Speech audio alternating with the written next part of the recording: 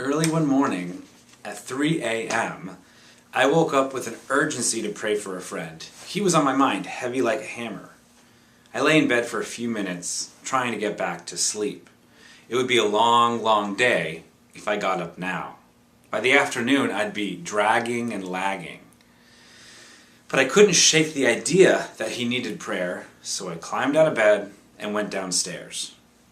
Okay, I'm up. Now what?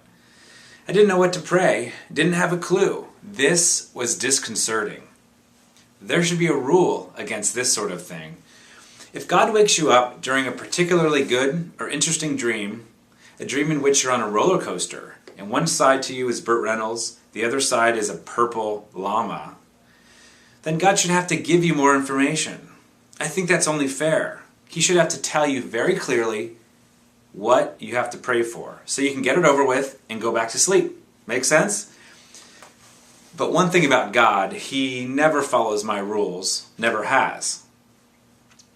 So there I was in my bathrobe and slippers with no idea what to pray. I hadn't spoken with my friend for days. I knew he was on a ministry trip in Japan, and I knew he was traveling alone, but that's all I knew. What was so urgent it couldn't wait until morning?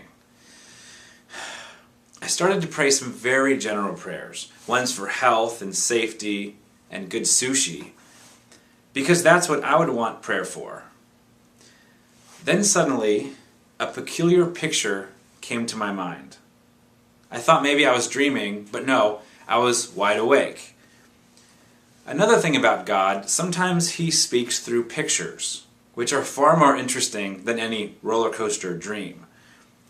God doesn't speak to everyone this way, but He does speak to some. For one example, there was this king named Nebuchadnezzar. Well, Nebuchadnezzar had a very troubling dream. He asked his magic people, his sorcerers, enchanters, and magicians to tell him his dream. They couldn't. But there was this one Israelite named Daniel, a young man. Daniel and his friends pleaded to God for the answer. Something needed to happen. And it did. That night, God gave Daniel a vision of the king's dream. He saw a picture of the king's dream. And the next day, Daniel shared this dream with the king, as well as the interpretation of the dream. Daniel had bested the king's best magic people. And as a result, the king promoted Daniel to a high position in the kingdom. An Israelite ruler in Babylon? God's follower as head of the magic people? Yes, this all happened because of the vision God gave to Daniel. But Daniel wasn't the only one to receive pictures from God. It also happened to Moses, Isaiah, Jeremiah, Ezekiel, Peter, Paul, and John, just to name a few. So back to my picture. I saw a most peculiar picture. I saw my friend. He lay on a bed and he was flat. When I say flat, I mean very flat. Steamroller flat. He was paper thin, barely there. If a gust of wind came along, he'd blow right away. My friend clearly needed help, but what could I do? He was in Japan. Then it struck me, I should pray for air. Yes, air would be good. If I was in his place, I would want air too. I would want to be filled up, wouldn't want to be so thin, I would want to have a butt. So that's what I did. I prayed for God to fill him up with air. Something needed to happen, and it did. As I prayed, the picture changed. Suddenly an air pump appeared next to my friend. At first I hesitated. Was I making this up? Was I imagining this? But that's when faith took hold of me. Faith, you see, doesn't promise all the answers. It doesn't deliver a pat reply. Faith doesn't follow wise, worldly logic and doesn't appease a natural eye.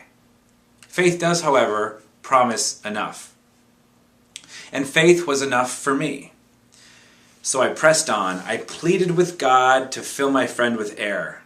You know what? He did. With each word that I prayed, his body inflated with air. And soon, he was back to normal size. He got his life back. That's when I realized my job was done. I emailed my friend to report what happened. Soon I received an amazing reply. The moment my friend's plane landed in Japan, he had trouble breathing. Up to this point, he had no history of respiratory issues, but for some reason, he couldn't catch his breath in Japan. His health was threatening the entire mission, and he considered canceling his ministry trip. He couldn't go on like this. But then, the God who gives breath stepped in. He woke me from my nice, happy dream so I could pray for my friend. And as a result, his health improved and he finished the trip strong. This is the prayer of intercession.